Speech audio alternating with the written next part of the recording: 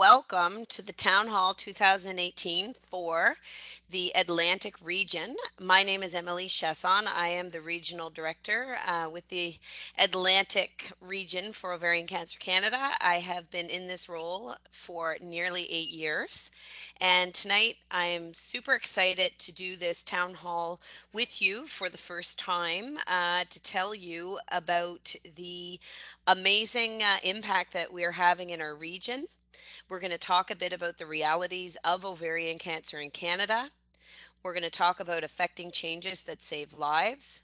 We're working with you and for you. And at the end, we're going to take questions for anybody that has any.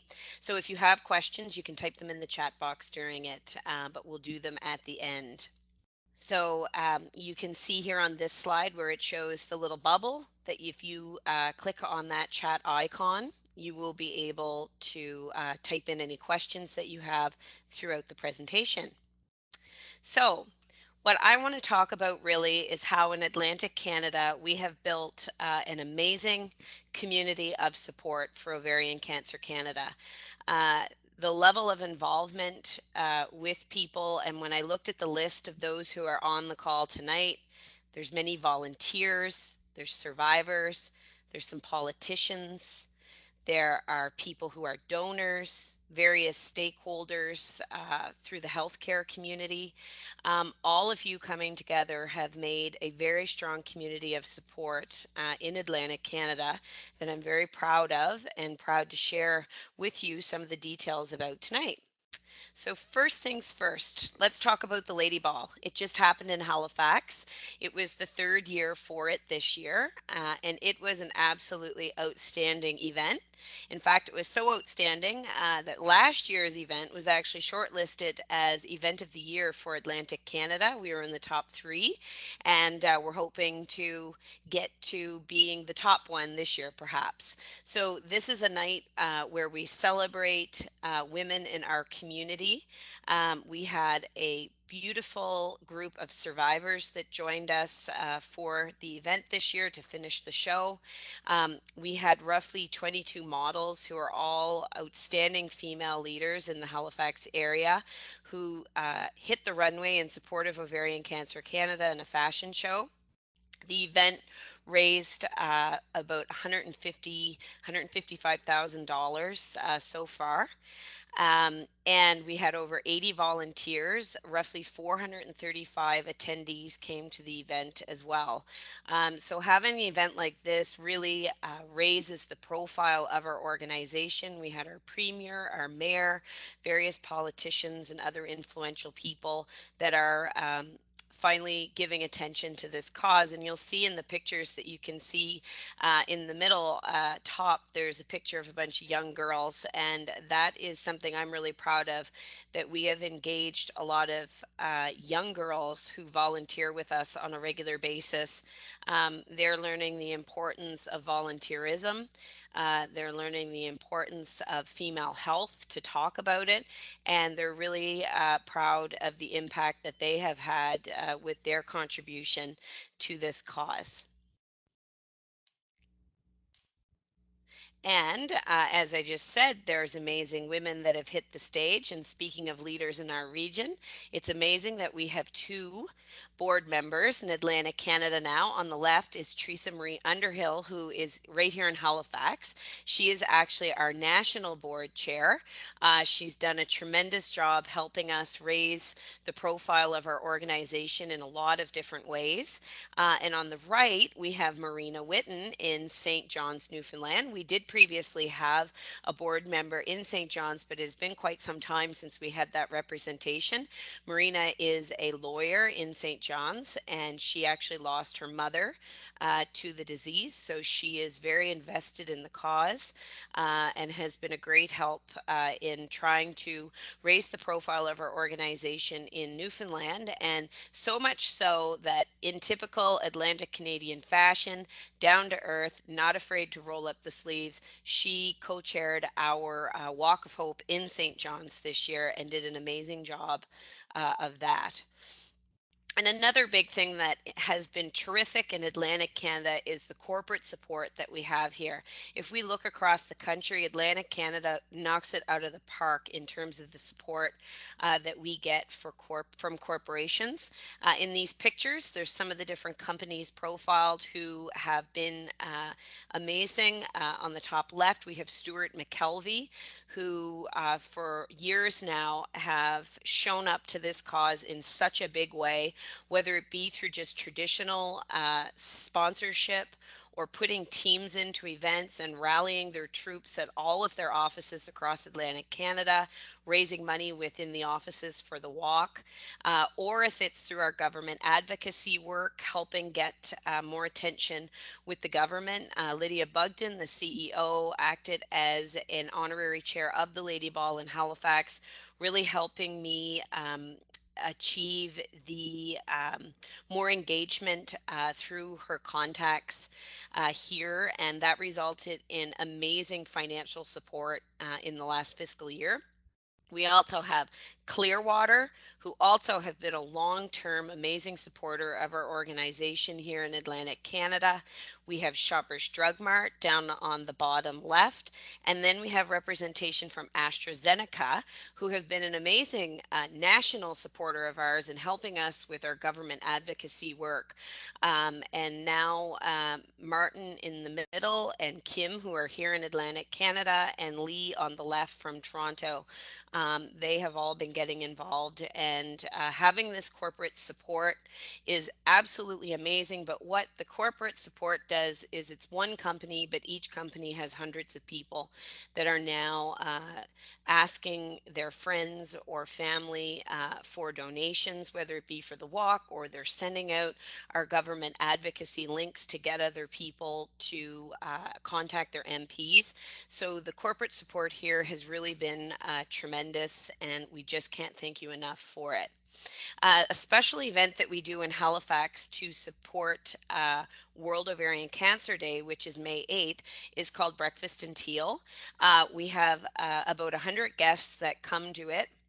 We have the mayor and other politicians that come to join us to talk about World Ovarian Cancer Day and the impact that we can all make in terms of reaching out to our government. At the event, we got everybody to take out their phones and send in their electronic submission to their local politicians.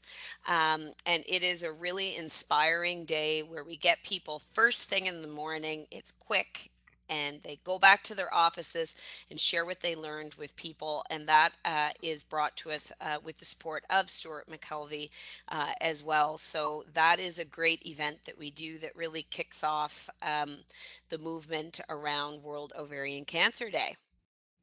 And then the big thing that we have been working on, which is, in the last 2.5 years, it's fairly new, that we've been doing, is government advocacy.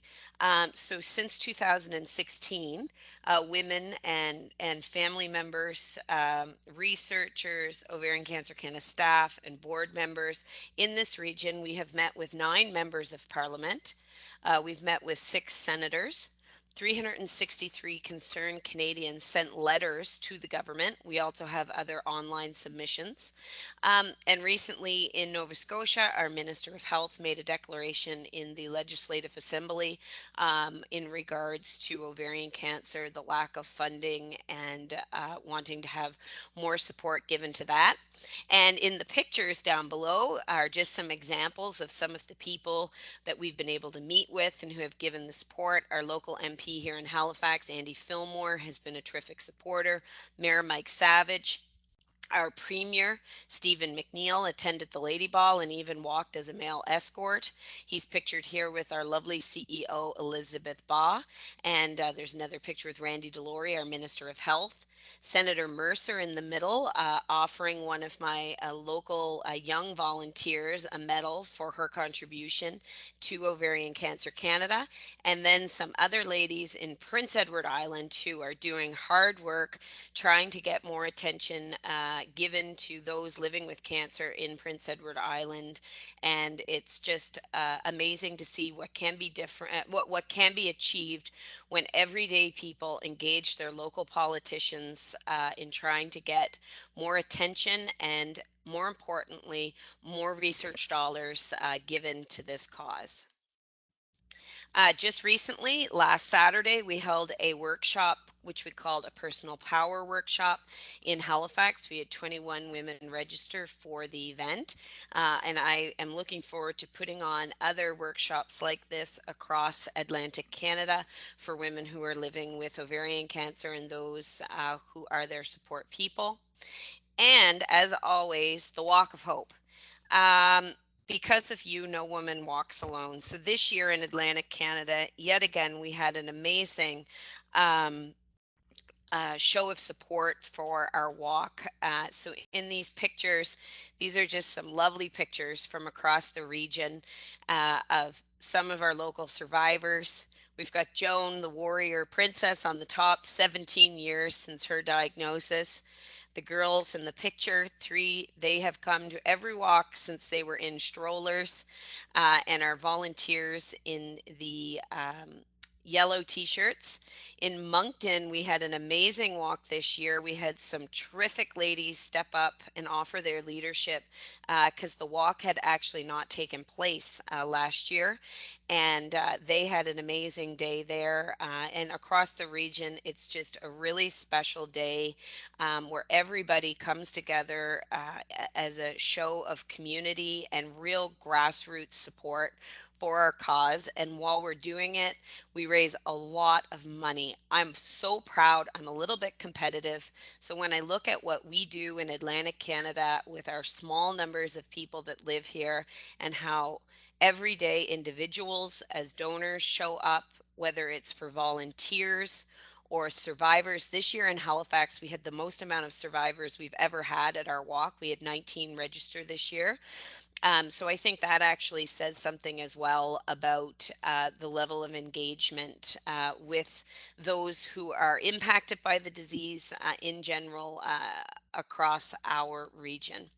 And so I have this slide. This is our Mayor Mike Savage giving a high five after the Lady Ball in Halifax. And I give a high five to anybody who is on this call who has contributed in any way to our organization, because I am only one employee that covers the whole area.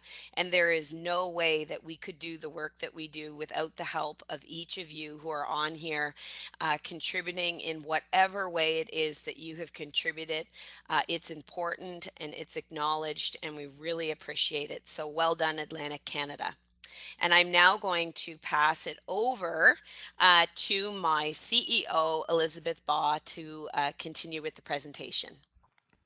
Thank you, Emily, and good evening, everyone, and thank you for giving us this precious time to share some news with you from the organization. Emily was talking about the walk, so I'll go right there. Across Canada, more than 7,000 concerned Canadians in over 35 communities nationwide raised awareness and funds in support of the Ovarian Cancer Canada Walk of Hope. They exceeded all our expectations and gathered donations in excess of $1.9 million. Our goal was 1.8, so that was incredible news. These funds are already being put hard to work on the new strategic plan that I'm pleased to be sharing with you tonight. And so we'll just move along here in the next slide.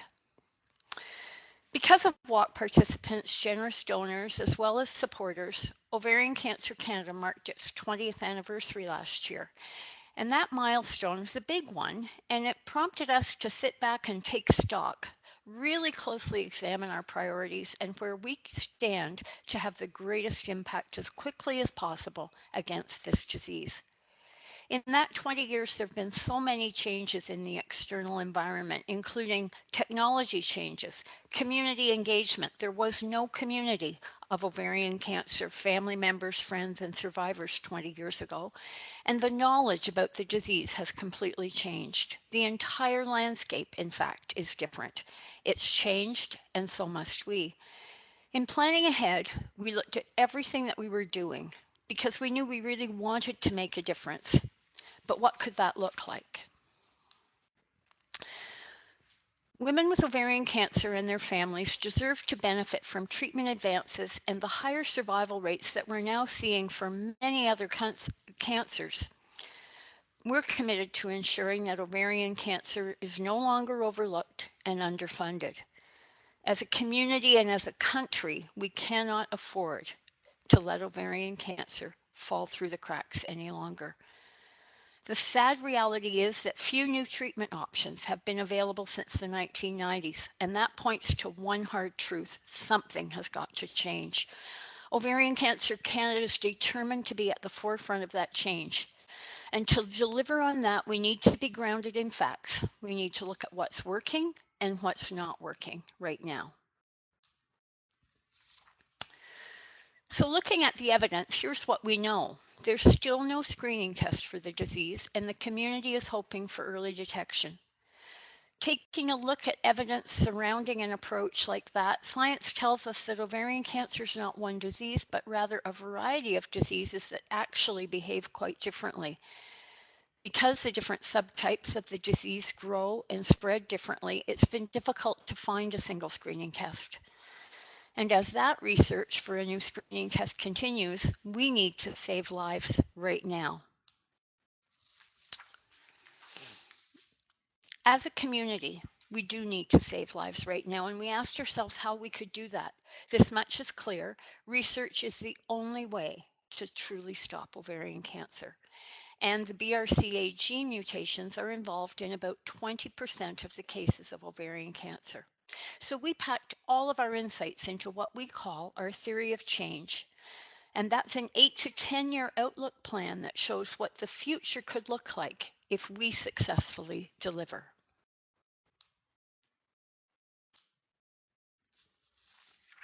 Here's what we know.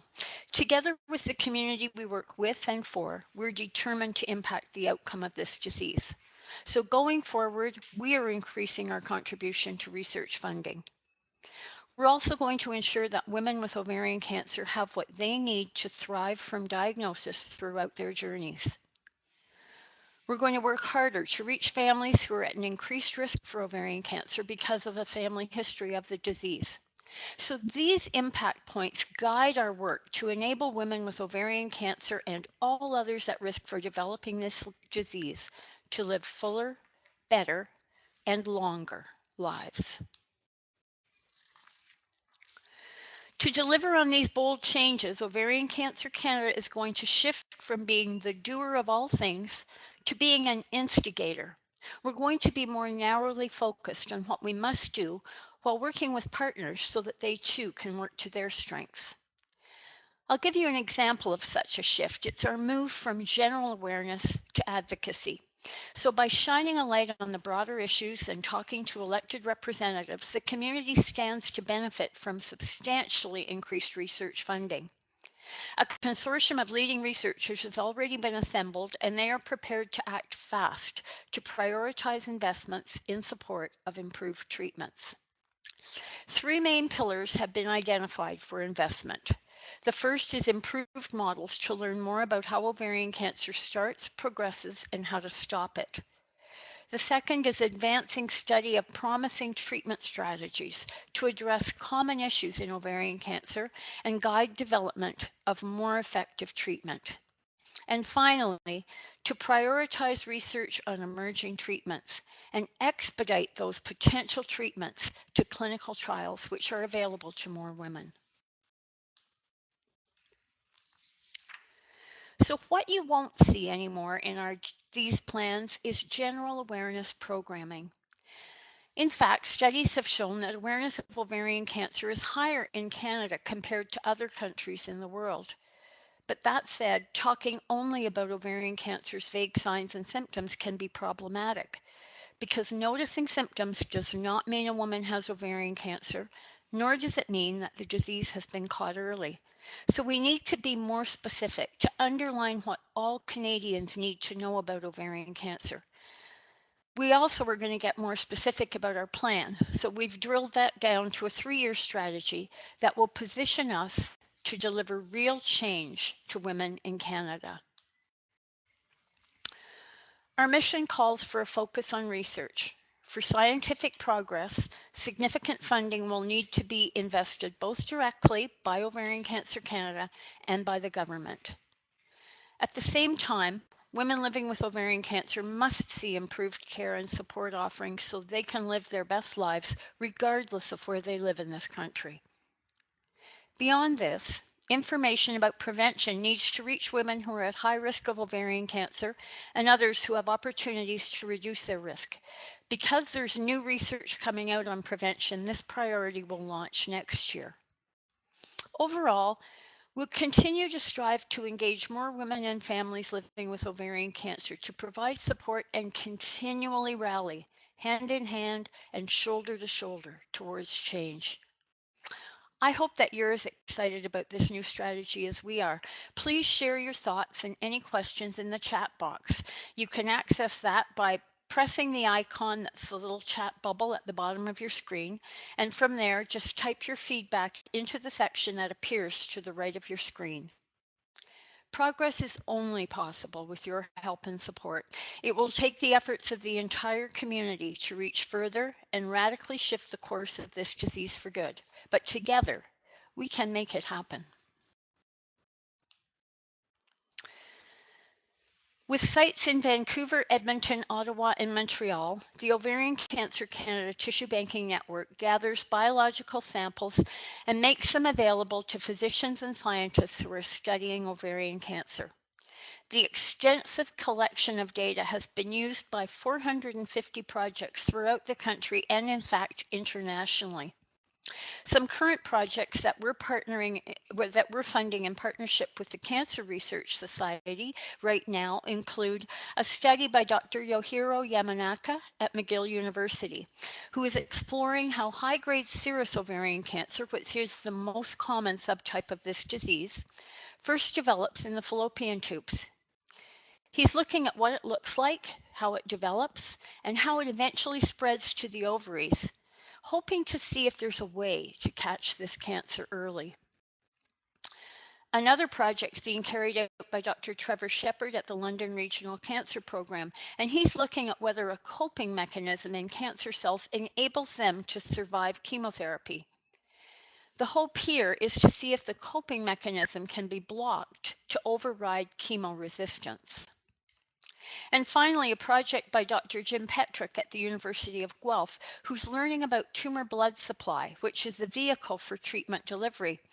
In this work, Dr. Petrick will see if improving a tumor's blood supply can actually make treatment delivery more effective.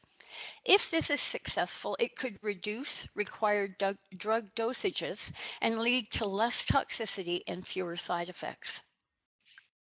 The Canadian Conference on Ovarian Cancer Research is a unique meeting of the minds that was funded by Dr. Barbara Vanderheiden, who's the Corinna Boyer Chair in Ovarian Cancer Research. That's the chair that we founded in partnership with the University of Ottawa, and we founded it when there were only 3 researchers in Canada studying ovarian cancer.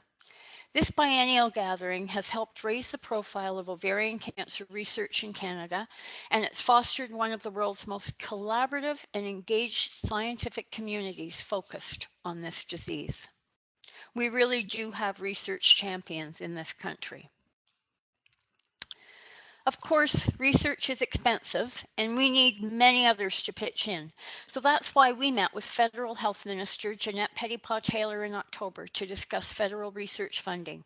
She was incredibly supportive at our meeting. We got to that point where we could reach out and meet with the federal health minister because 3,351 Canadians wrote to their federal elected representatives about the need for research funding.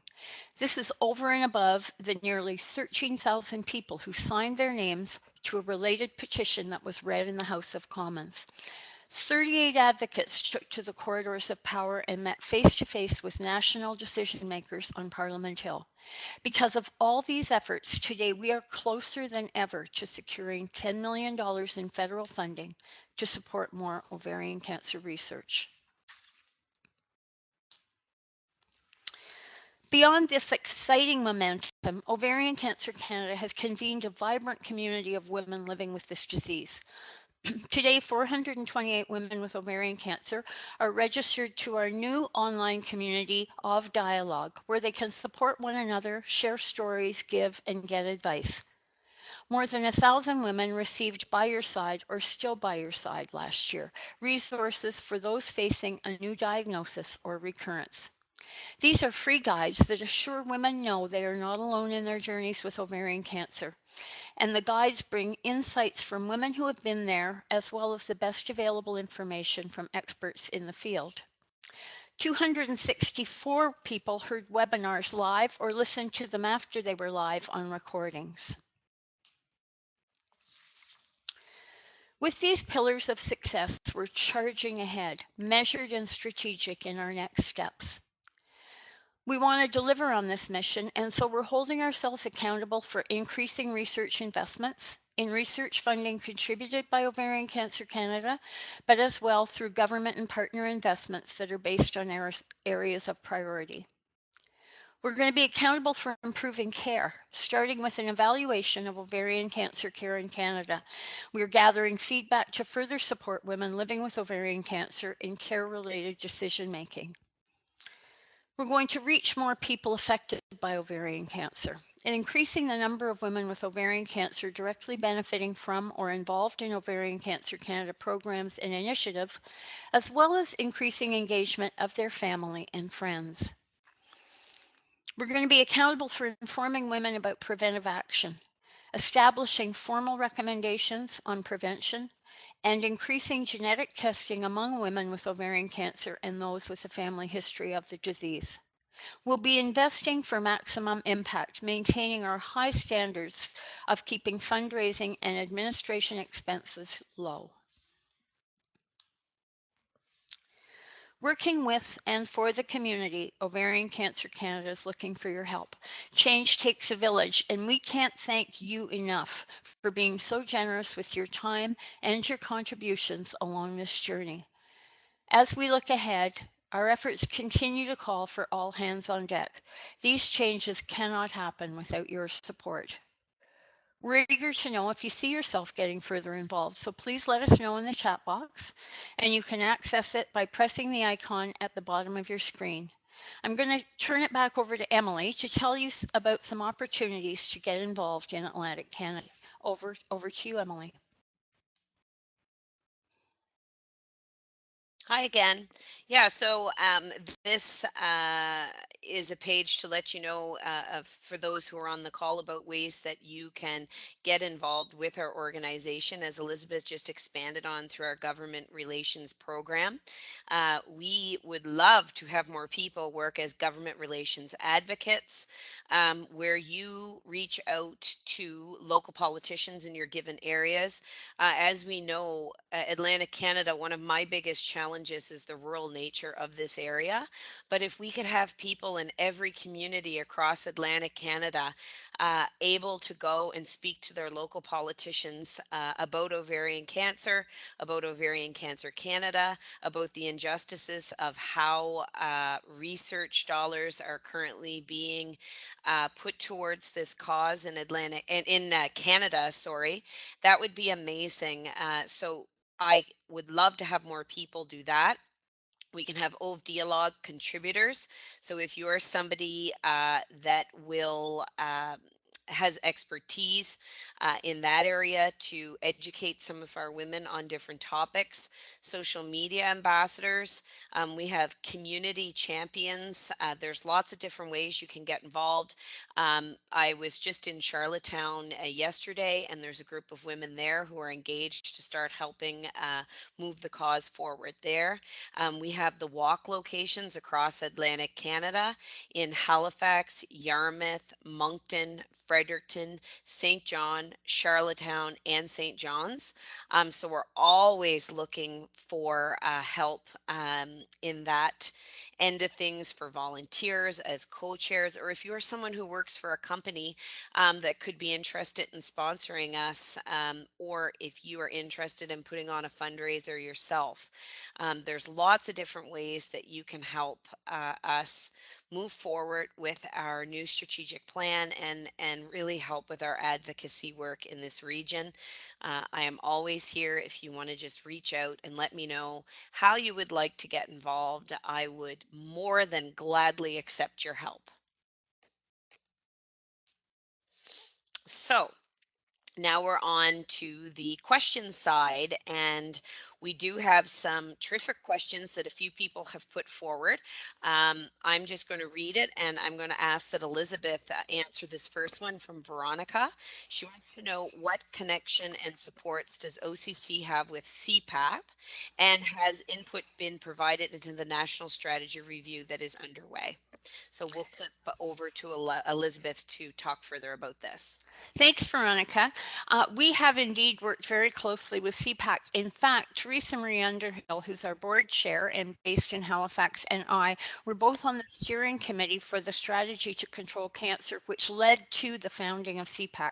So it's always been on our radar, and we have provided input to the National Strategy Review. They've recently come out with guidelines for care in gynecologic oncology, and we've reviewed those and are in conversations with the Gynae Oncologists of Canada, or the Society of Gynecologic Oncology of Canada, and we use those recommendations we will be using them in some of our advocacy for care work.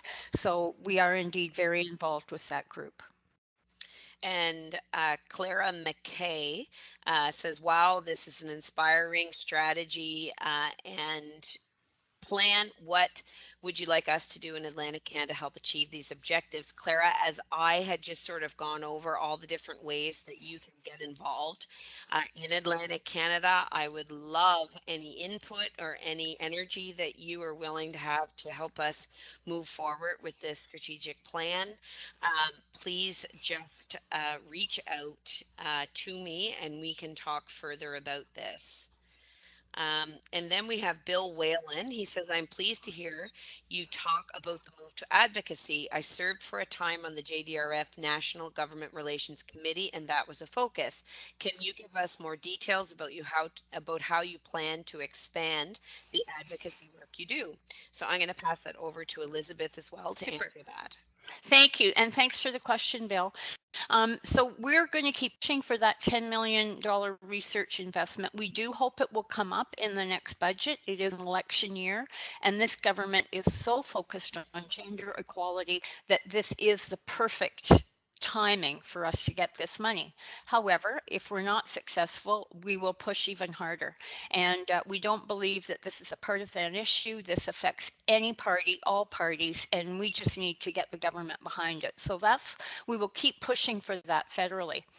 In terms of further advocacy provincially, we're working right now on an overview of state of ovarian cancer care in Canada and working with partners. For example, we will of course be liaising with CPAC on this as well. And CPAC, I never did mention, it's the Canadian Partnership Against Cancer. For those of you that aren't familiar with that acronym, I apologize.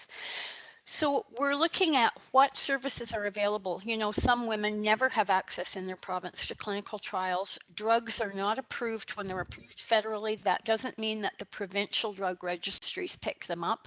So we really believe that the care for women in Canada has to be equitable. It can't be based on your postal code.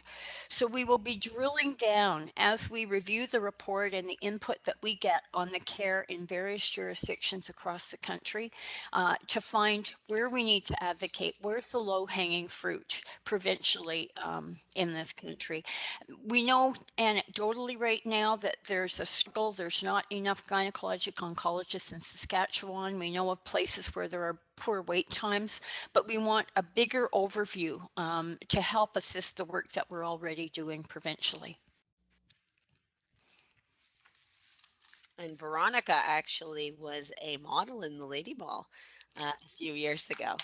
So she's saying here, Elisabeth, that she is on the equity committee with CPAP, and she will do what she can to ensure that OC remains in the forefront.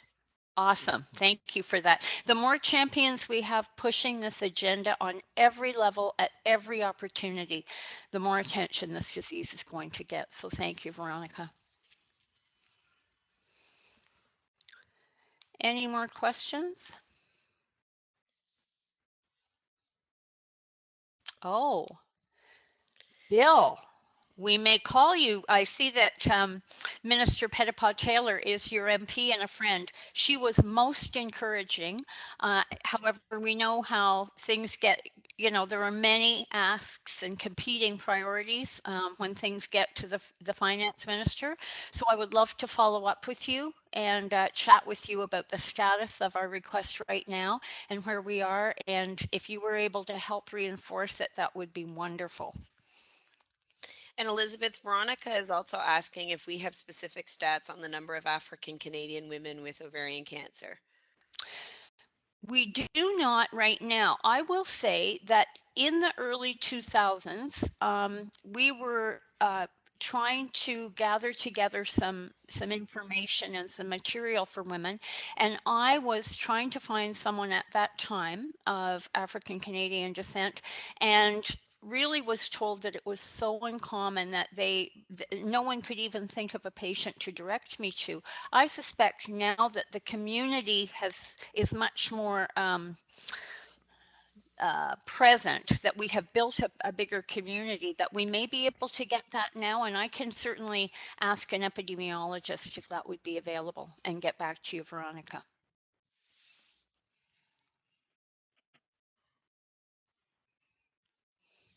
Okay, that might be, Veronica just says, wonderful, thank you.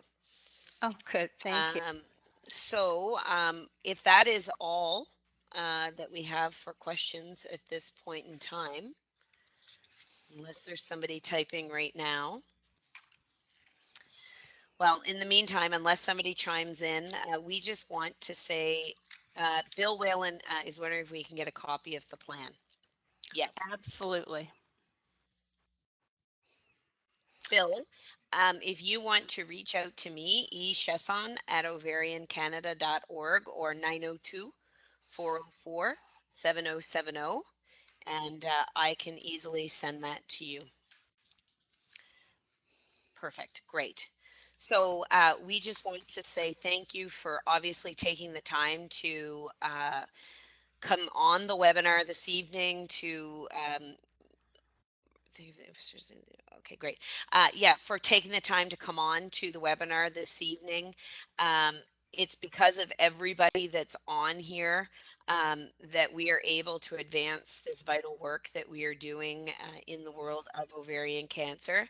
And everyone on here, for your commitment to this cause, it keeps us inspired every day to keep working harder and trying to change the outcomes that women are currently facing in Canada. So we thank you very much. And this is also going to be recorded, so you will have access to it after the fact if you want it to. So we thank you.